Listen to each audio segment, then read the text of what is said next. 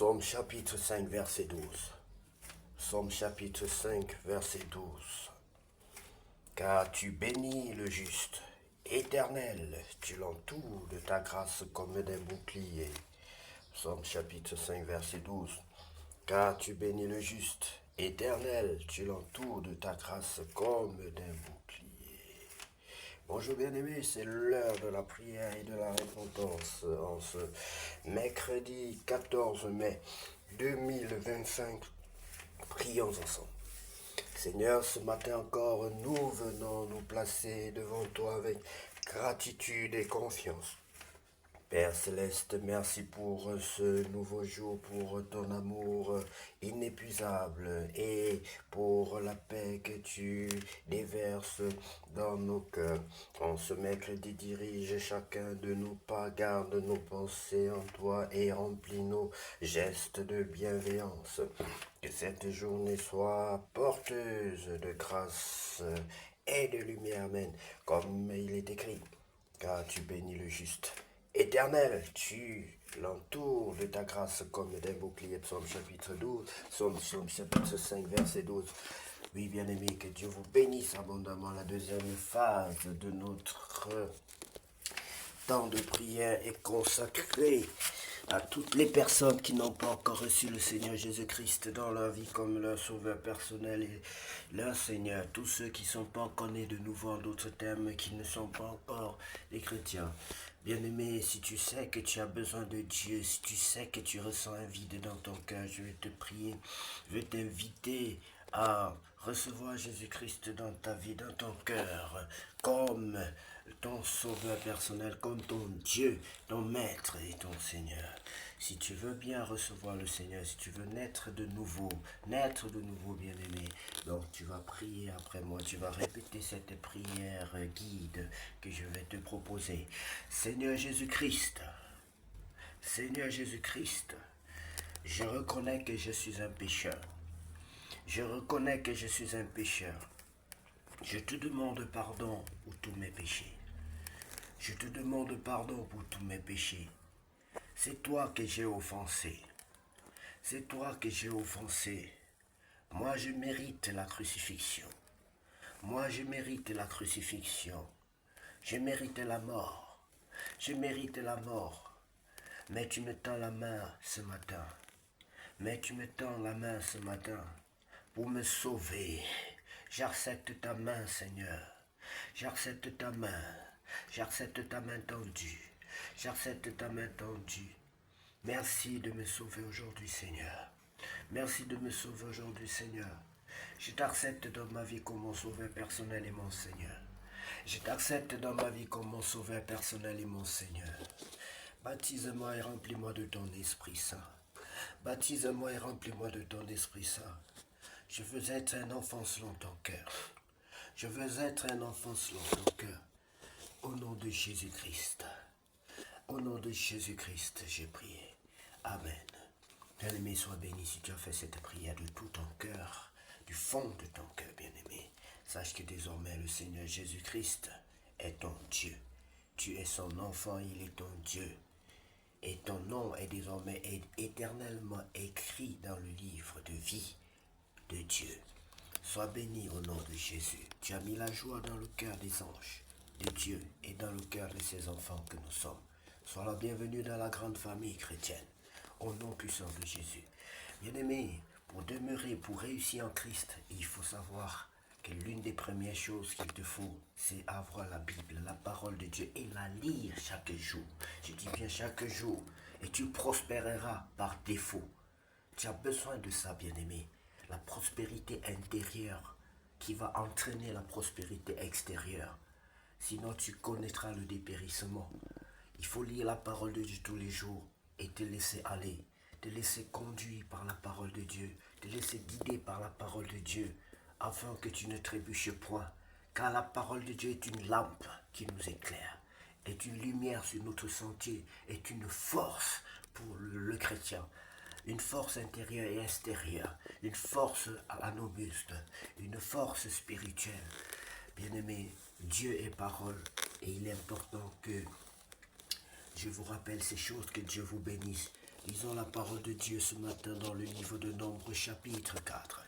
Fonction des Lévites, l'Éternel parla à Moïse et à Aaron et dit: compte les fils de Kehatz parmi les enfants de Lévi, selon leur famille, selon les maisons de leur père, depuis l'âge de 30 ans et au-dessus jusqu'à l'âge de 50 ans, tous ceux qui sont propres à exercer quelque fonction dans la tente d'assignation. Voici les fonctions des fils de Kehatz dans la tente d'assignation. Elles concernent le lieu très saint.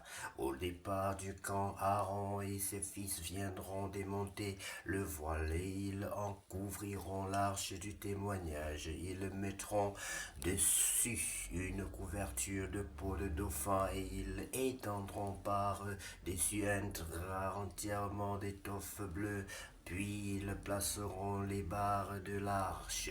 Oh, ils étendront un drap bleu sur la table des pains de proposition et ils mettront dessus les plats, les coupes, les tasses et les calices pour les libations. Le pain y sera toujours. Ils étendront sur ces choses un drap de cramoisi et ils l'envelopperont d'une couverture de peau de dauphin. Puis ils placeront les barres de la table. Ils prendront un drap bleu et ils couvriront le chandelier, ses lampes, ses mouchettes, ses vases à cendre et tous ses vases à huile destinés à son service. Ils le mettront avec tous ses ustensiles dans une couverture de peau de dauphin, puis ils le placeront sur le brancard.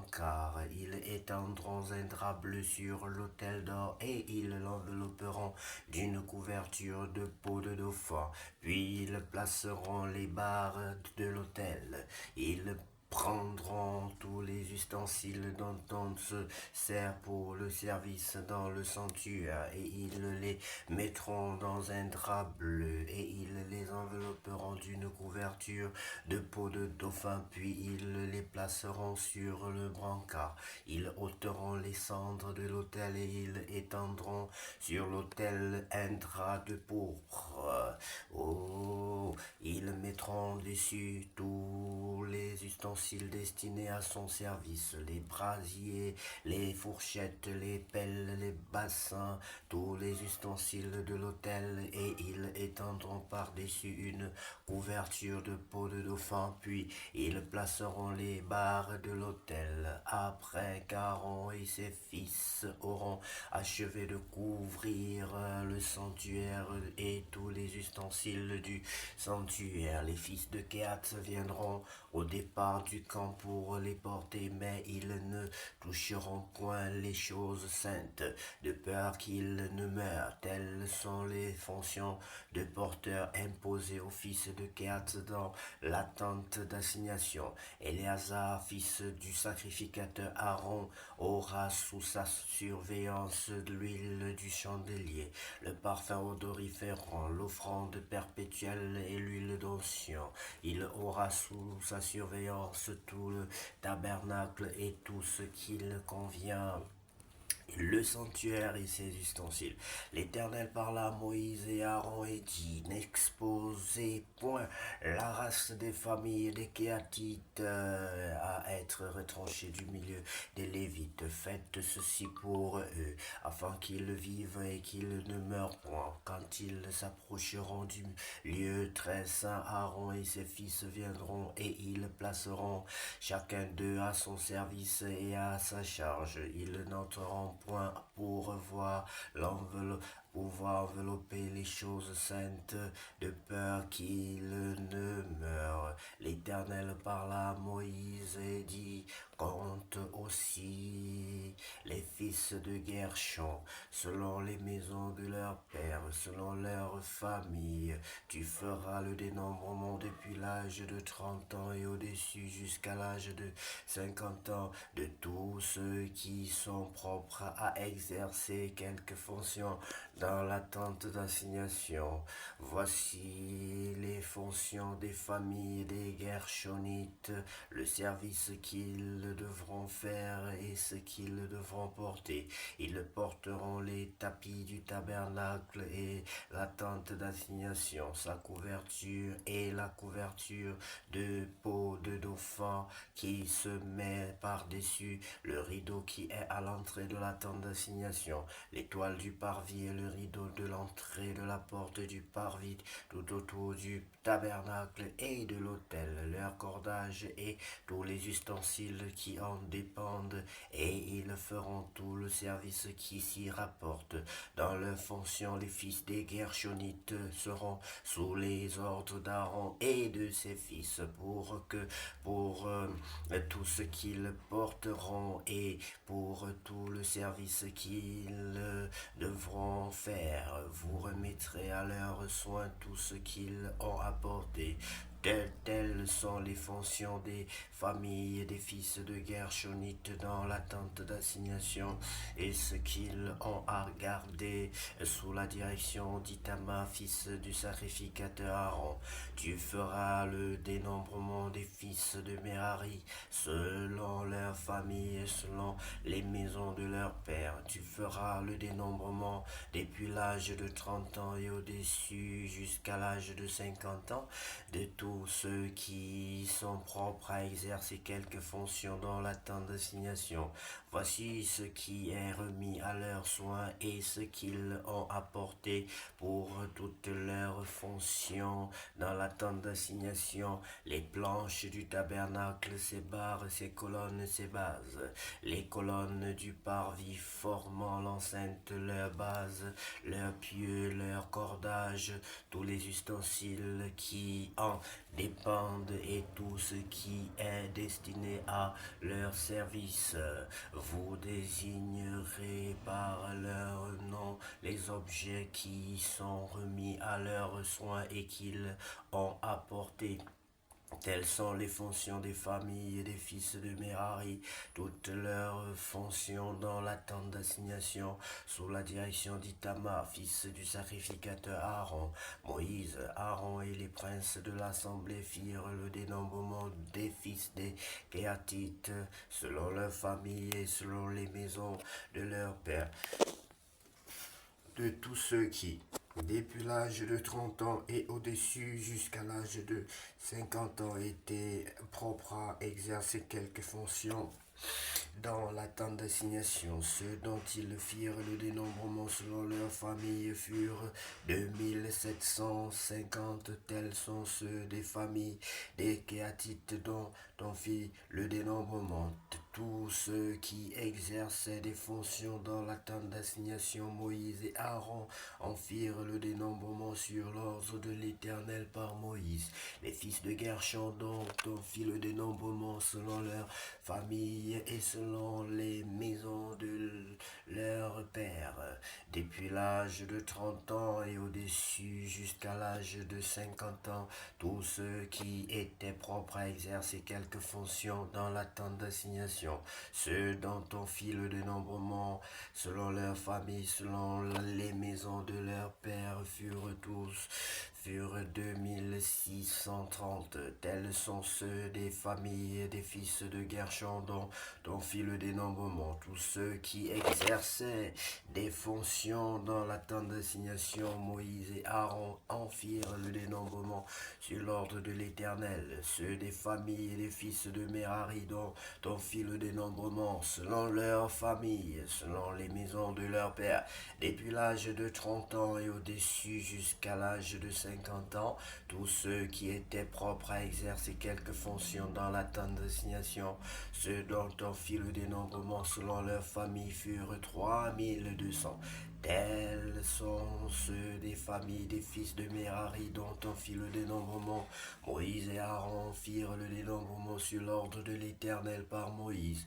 Tous ceux des Lévites dont Moïse, Aaron et les princes d'Israël firent le dénombrement selon leur famille et selon les maisons de leur père, depuis l'âge de 30 ans et au-dessus jusqu'à l'âge de 50 ans, tous ceux qui étaient propres à exercer quelque fonction et à servir de porteur dans l'attente d'assignation. Tous ceux dont fit le dénombrement furent 8580. On en fit le dénombrement sur l'ordre de l'Éternel par Moïse, en indiquant à chacun le service qu'il devait faire et ce qu'il devait porter. On en fit le dénombrement selon l'ordre que l'Éternel avait donné à Moïse. Bien-aimés, que Dieu vous bénisse, merveilleuse histoire. On en fit le dénombrement selon l'ordre que Dieu avait donné à Moïse. Vous voyez comment Moïse suit et les hommes, les enfants de Dieu, le peuple de Dieu suit les instructions de l'Éternel à la règle. Et c'est un exemple que je souligne, que nous devons suivre, bien-aimés, dans cette organisation qui est mise en place. La Bible dit que notre Dieu est un Dieu d'or et d'argent, est un Dieu d'ordre aussi, bien-aimés. Et ici, il est question pour moi, ce que je peux souligner.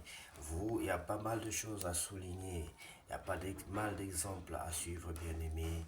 Et je vous invite aussi à souligner de votre côté des exemples comme ça, qui soient des bons exemples à suivre dans votre vie chrétienne, car ces écrits sont là pour nous aider à marcher comme Dieu veut et non pas comme nous voulons. Ces écrits sont là pour nous aider à éviter les erreurs, éviter les erreurs du passé, les erreurs qu'ont commis nos ancêtres.